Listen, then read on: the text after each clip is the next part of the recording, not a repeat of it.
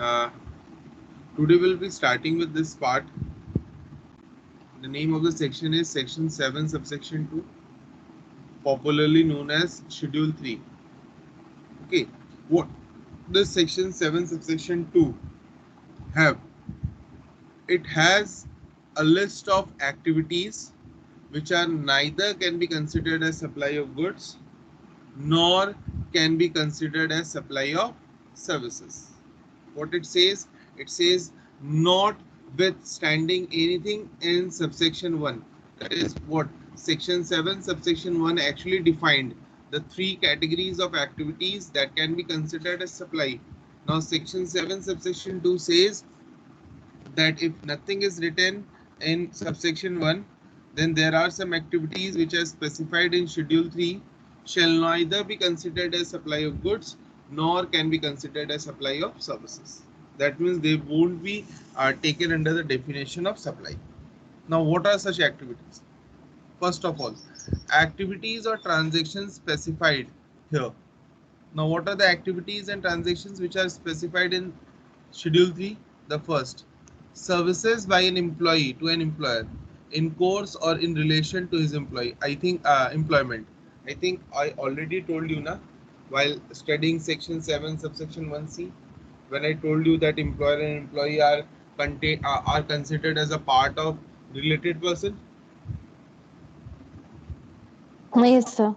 Yeah, and at that point of time, we have already discussed that due to Schedule 1's content, up to 50,000 is exempted. And as per Schedule 3, if employee provides anything to the employer, which is as per the terms of his employment, then we cannot consider it as supply. It will be covered under the direct tax salaries part. In the same way, the first item they said if an employee is working for an employer, as per the terms of his contract, then whatever services he provides to the employer shall not be considered as supply under GST.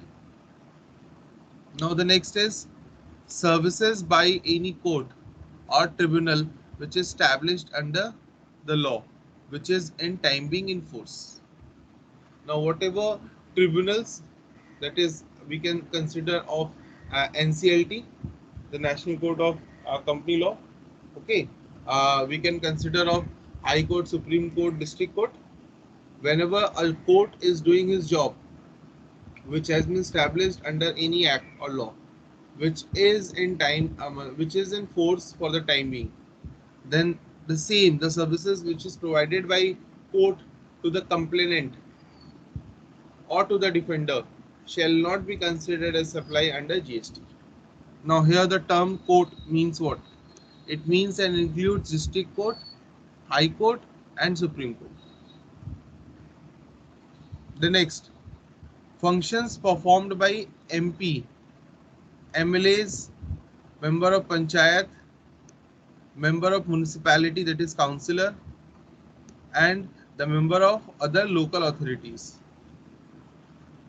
The functions that they perform cannot be considered as supply under GST because it's their duty.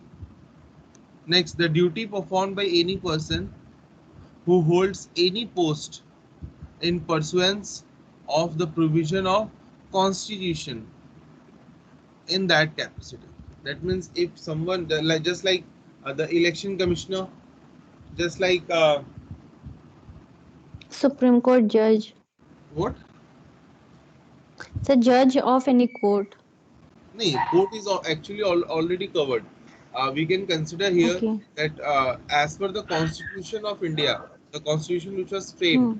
if you are holding any Hmm. position as per the terms of that Constitution, as a person on chair, like what we can say in case of Lok Adalat, the judge who is a retired Hmm. judge of any court, he is covered. Hmm. The person who is Hmm. in charge of women welfare societies established under Indian Constitution, the person who is chairing the committee of GST, that is GST Council, is also covered under Hmm. Constitution because Constitution formed GST Council. Okay, Hmm. in that Hmm. case, Hmm. Hmm. any person who is holding such position in pursuance of the provision of Constitution, then the services that he provides shall not be considered as supply under GST. The duties performed by any person as a chairperson or as a director. Generally, remember, director is an employee of a company. If he is a full-time director, okay, I'll show you this. In a body establishment by central government. Now, remember what they said. They said generally directors are considered as employee. Okay, therefore, if they are full-time directors, then the services that they provide to the company shall not be treated as uh, supply, because they will be considered as employee. Now, in case of part-time directors, you need to check the that of which organization he is directing the same.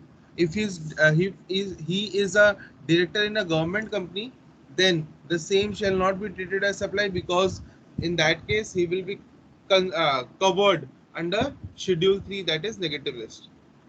Try to understand how you will clearly understand this. Just see. I'll be showing you one thing. Just a minute.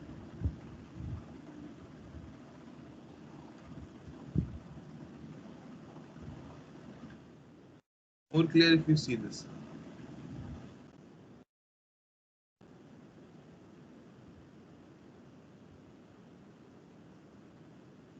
See, first I told you about services by employer and employee in the course or relation of their employment. Now it was the second part. See now, if you see that the service provider, the service is provided by a person to another person, but in this case the person is working in the capacity of an employee, then you'll say, sir, no supply. Why no supply?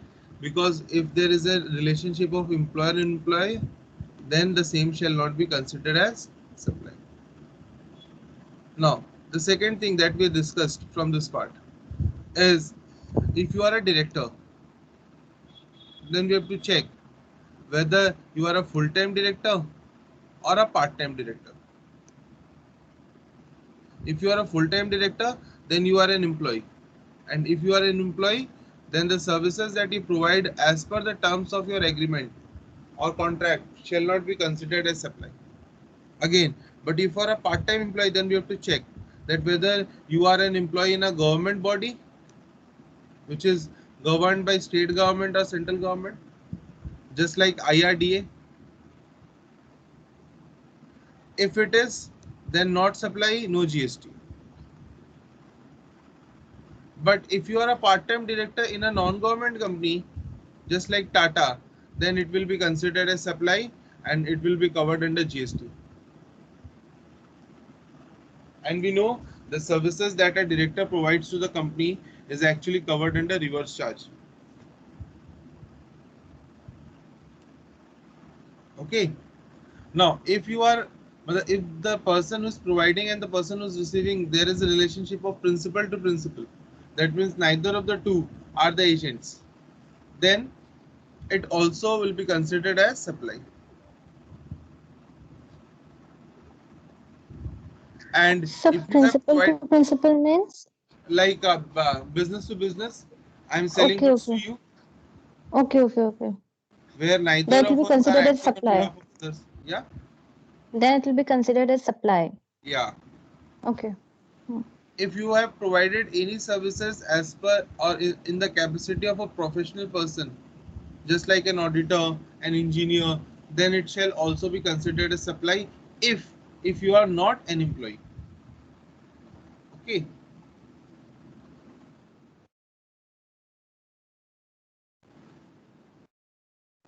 Now see,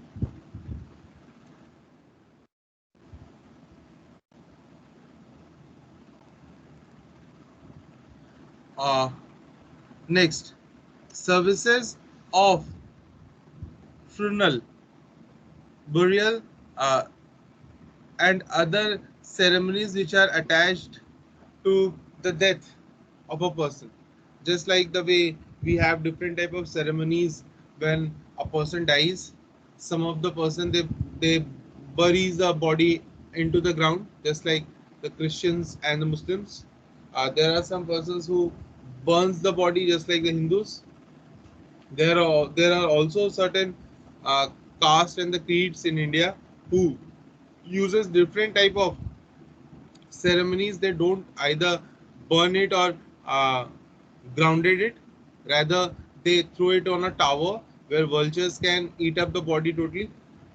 So there are different traditions that is followed in India. So they said that any services that is attached to such activities, including transportation of the deceased, shall not be considered as supply. Again, sale of land shall not be considered as supply. I already told you, land is not a subject matter of concurrent list. It's still a matter of subject list, a state list. Now remember, subjected to clause B of para 5 schedule 2. Sale of building. Now why they said subjected to clause B of para 5 schedule 2? I think there you have learned that if you have given the land on lease or something like that, then how it can be considered as supply of services without transferring the ownership. The last is actionable claims. Actionable claims cannot be considered as supply, but lotteries, betting, gamblings can be considered as supply under GST. Okay. Now the second part, there are some activities which can be notified by government or local authorities, okay, which they have engaged in public authorities, just like the transactions by central government, by state government, by local authorities, in which they are engaged in public authorities as may be notified by government or recommended by the council. Then such transactions shall not be considered as supply as per GST. Now they have given you the definition of local authority. Okay, and last but not the least is the section 7 subsection 3. It contains other transactions to be notified which qualifies as supply of goods or as supply of services. Okay, so they said that there can be notifications from time to time or recommendations from the council, where council will tell us that which of the transactions will be now covered under GST or not. Like we know that self supplies, that means branch transfer, it is covered under the definition of supply. Job work, when goods sent on a job work by principal to job worker are not liable to GST, subjected to fulfillment of certain conditions which are specified in CGST Act. However, any treatment or the process which is applied on another person's goods is considered as supply and liable to GST. The way we have studied in section 7 subsection 1A.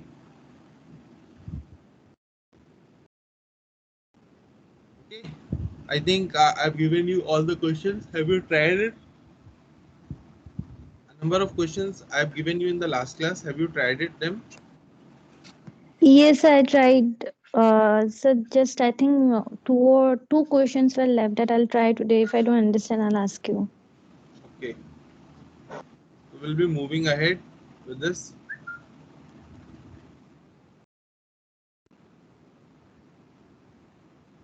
Today we'll start with this part. Composite and mixed supply. The next part after section 7, the next is section 8 of CGST Act. Okay, we'll be studying section 8 and section 9 of CGST Act now. After that we'll do with section 10 and we'll again jump to another act, that is IGST Act, for studying the place of supply entirely for goods and services. Okay, let me tell you that the concept of place of supply is not there in the inter level. It is covered in CA final level, but we'll be doing this because without understanding that what is the place of supply, we cannot consider the other provisions of supply.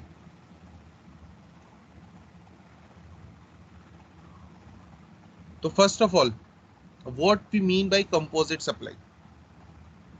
Let me tell you that the concept is defined in section 2 subsection 30 of CGST Act. It says that composite supply is a type of supply which comprises of two or more taxable supplies, which can be of goods or can be of services or can contain both. That was goods plus services. Like for example, the time we visit a restaurant, we get a food that we ordered. It's not a uh, donation kind of thing, but the food that we ordered from the restaurant, the waiter brings that. So now the food is the goods that is being served by the restaurant, and the activity relating to serving and cleaning everything is actually regarded as services. Okay. Now, as they are providing you as a composition of goods and services or a combination of goods of services, we can call it as either composite supply or mixed supply. Now, when to call it as composite, when to call it as mixed, we'll learn this. Like they said that it can be goods, services, or both, or any combination thereof. Now, the most important thing arrives here,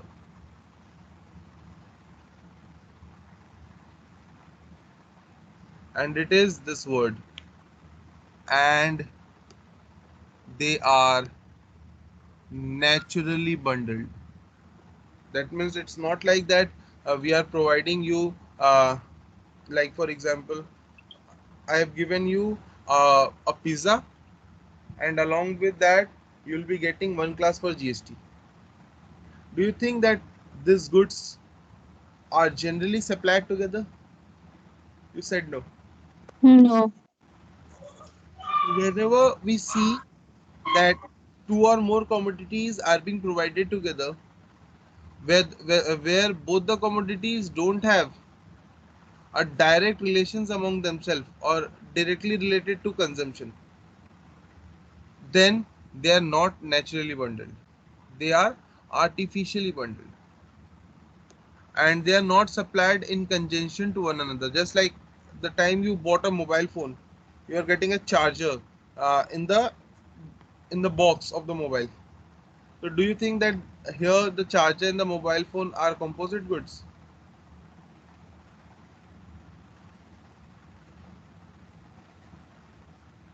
Tell me, Shabnam.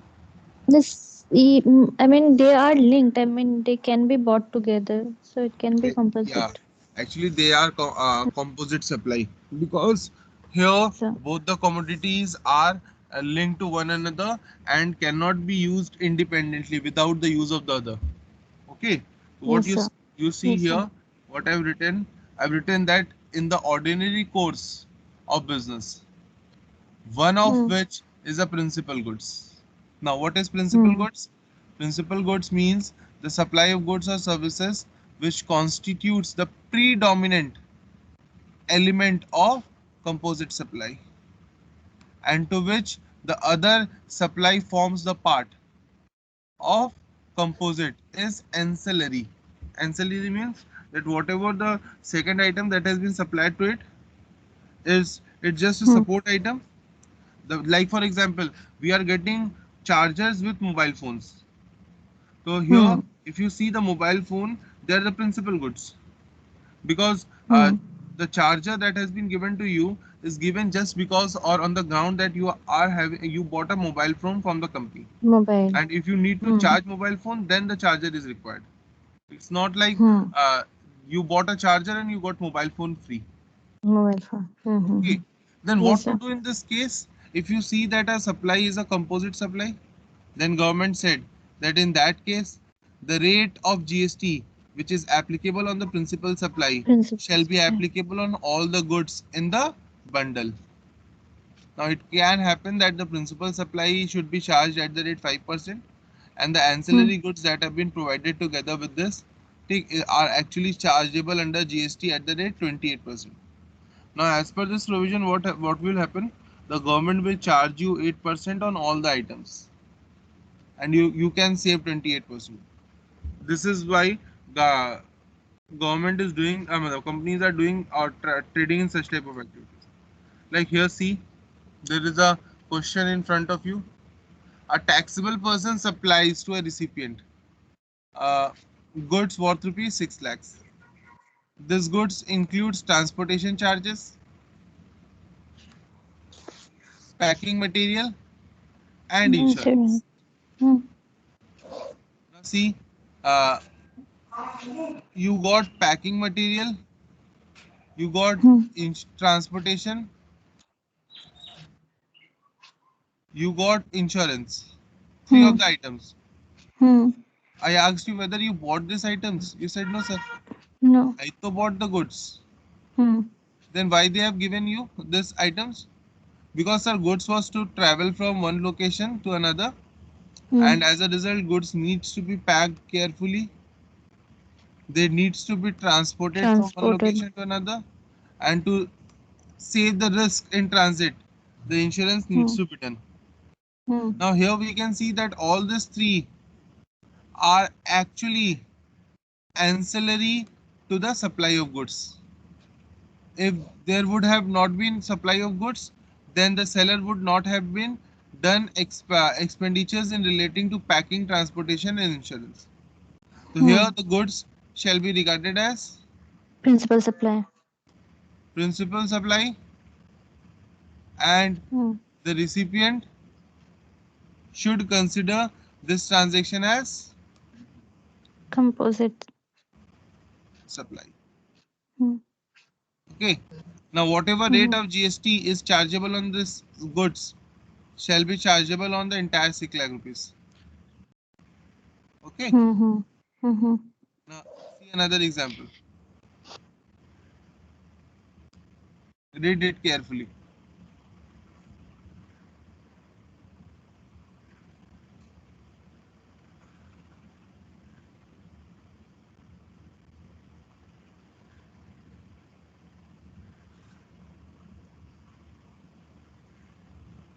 Yes, sir.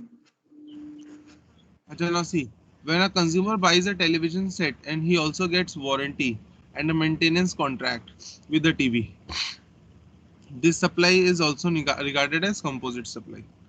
In this example, supply of TV is the principal supply, and warranty and maintenance are ancillary to TV. Okay. Now the next concept that we'll study today is the concept of mixed supply. Now, as we have discussed composite supply, one thing is very clear among us is that, sir, in case of composite supply na, is very beneficial. Why, sir?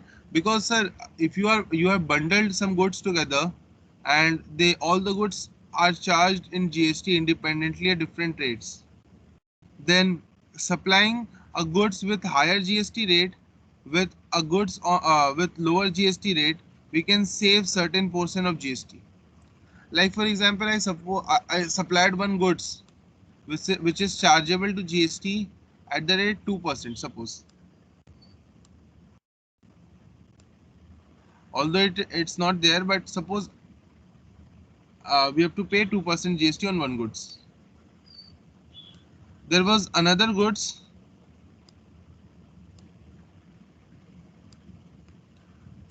which is supplied under GST at the rate suppose 20%. Okay, let's take some realistic example.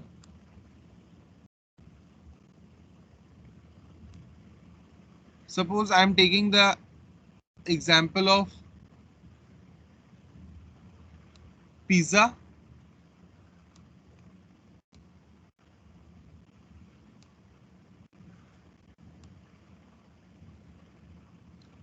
against suppose classes. ठीक है, tuition classes.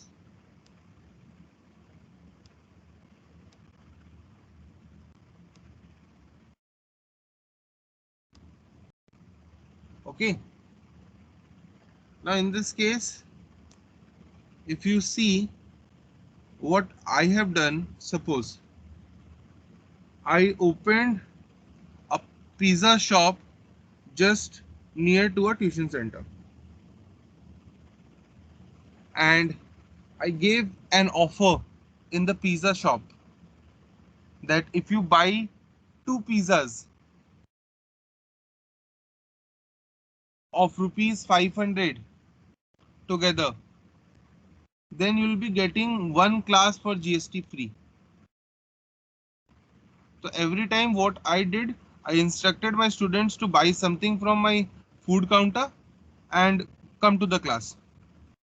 When government asked me that you are teaching students, you have to pay GST at the rate 28%. I said no sir, actually I am not teaching anything. I have given them pizza, and pizza is the principal supply, and the classes that I am giving is ancillary to it. Therefore, we should charge GST at the rate 5% only. And actually, I am saving how much amount of tax from this decision? I am saving 23% of taxes. 23. Hmm. Now, what government did? Government said, okay, taking advantage of the loophole. Now, they introduced another concept which is known as mixed supply.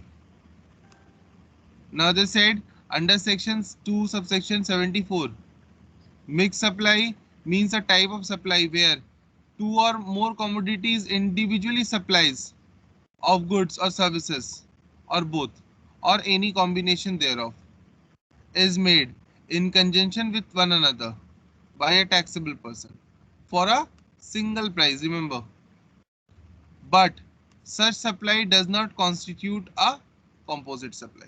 Now, how to understand? It said that mixed supply is same as composite supply, but as they said that individually supplies, two or more individual supplies. That means here each of the item that has been supplied in the group can be individually sold in the market, and where neither of the goods acts as a principal item. Okay, in that case what we need to do, like in my example, do you think that classes with pizzas are sold in India, or any of the two is ancillary to the other? That means without pizza you cannot study in a class, No. or a class cannot be done without pizza. No. No. What it means, it means that the the items that have been provided here is not covered under the concept of composite supply. Now what to do then? Then this items shall be considered as mixed supply, and this advantage needs to be reversed. This advantage needs to be reversed. How to reverse this? Government said that individual supplies are independent of one another and are not naturally bundled. In that case, the supply that attracts the highest GST rate shall be considered, uh, and all the other goods in the group shall be charged at the same rate. Now, what I said, try to understand. 28%. Yeah, in Mm-hmm. that case, even on pizzas, you have to charge 28%. Mm-hmm. Actually, you were supposed to pay 33% taxes. You tried to save 23%. Now, government, what they penalized you. Now, instead of 33%, you will be paying 56% taxes. 56% taxes. Mm.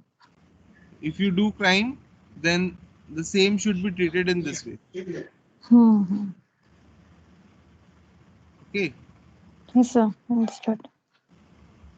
Okay. Now, just see this example.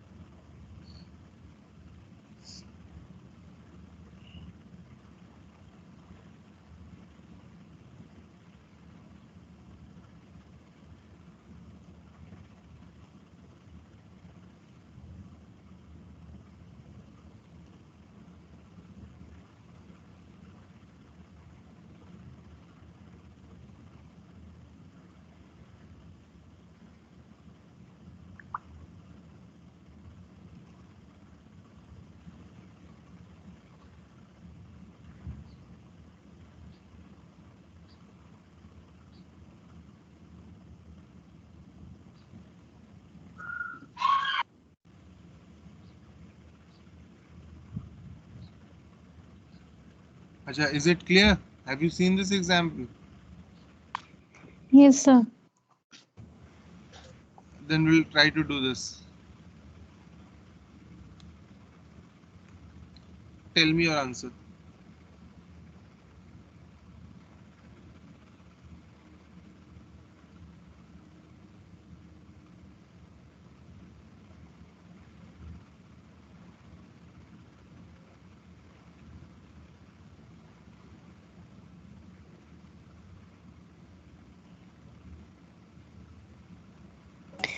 So I think the tax rate will be on the rate of refrigerator. Okay.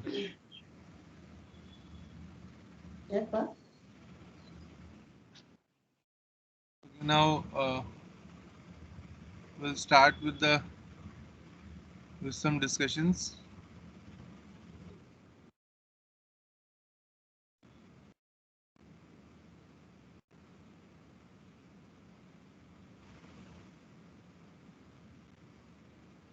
Yeah. Now we'll start with this concept charges of GST. Just a minute.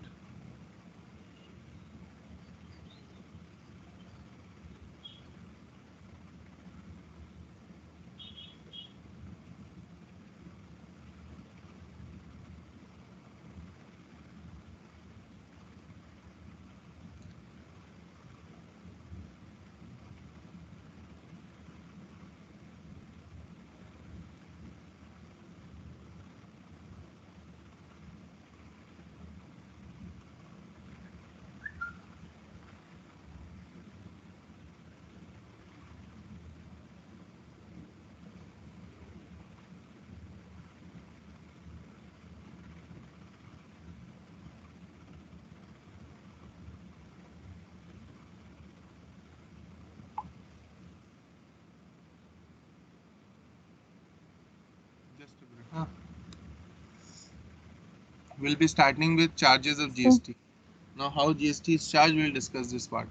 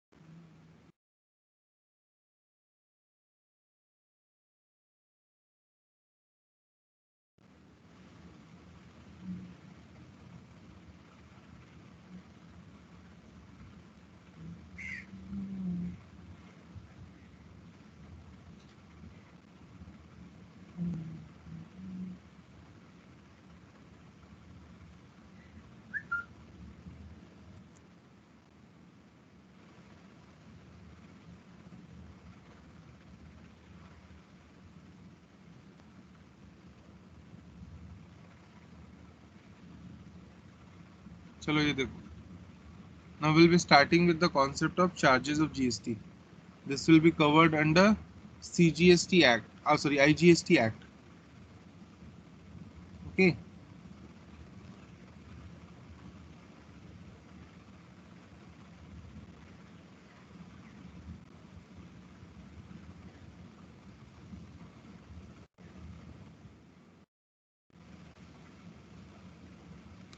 We'll be starting with the concept of charges of GST.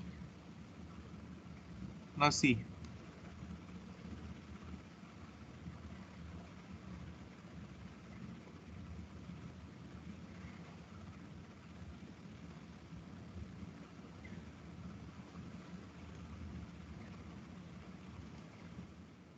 Okay.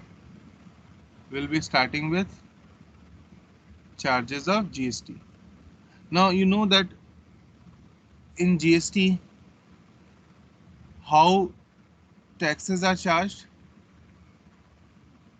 Actually, there are two different concepts for this. One, if we consider the nature of collection of taxes, then it will be different. and if we consider the type of transaction, type of taxes, then it will be difference. Now, depending upon the type of taxes, there can be two types of taxes.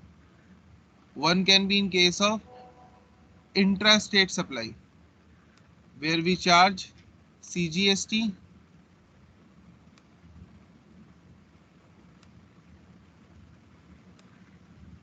plus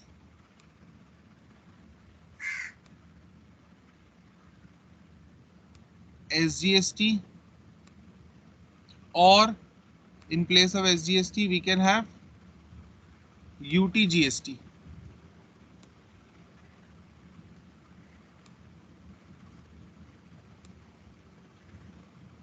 Okay. On the other hand, we can have interstate supply, and there we need to charge it in the form of IGST. Now, depending upon the nature, if we talk, then we can have three different varieties again of charging GST. First is forward charge, where what happens, the taxes that will be charged on a taxable supply is actually collected by the seller and deposited to the government. There is another concept which is known as RCM, or reverse charge mechanism. Here what happens, as government cannot track, or government themselves are the seller of certain services, what they do, they have told clearly the buyer that now you won't be paying GST to the seller, rather you need to deposit your GST with the government directly. So this type of buyers are considered as reverse charge mechanism buyer. Okay. And the last is e-commerce operator. We call it as e-com, or simply eco, e-commerce operators. So to understand this, first we need to study that what interstate supply is, what intrastate supply is. Now, interstate supply means what? It means where the location of supplier and the place of supply are in two different states, or two different union territories, or one state and one union territory. The time we studied this definition, we came to know that the peoples are very much concerned about the location of the supplier, that will be known from his GST number, and the place of supply. Therefore, we will be studying the concept of place of supply in the upcoming classes. Okay. As in case of interstate, Yes, I sir. already told you that we will be charging IGST. We'll carry on with this chapter in the next class. Okay. Okay, sir.